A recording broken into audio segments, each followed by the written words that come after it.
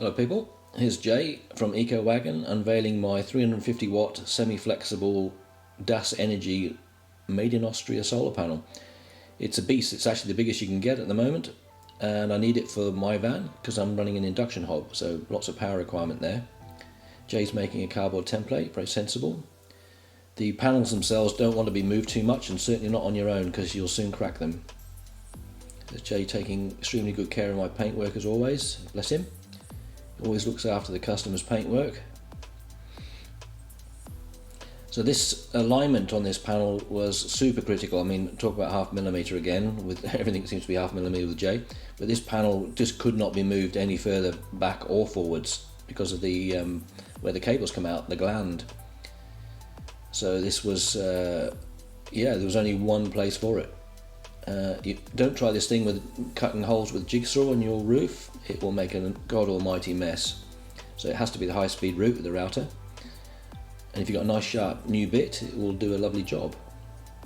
So as you can see, it just misses the canvas on the inside. That's the room we had to play with, none. No chips, lovely.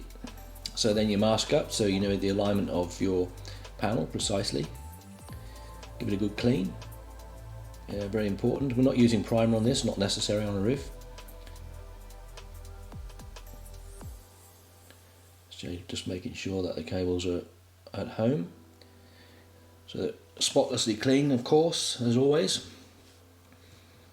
And Jay makes super care of my canvas to make sure no PU gets on it. Thank you. And there's Jay's dog. Can't remember its name.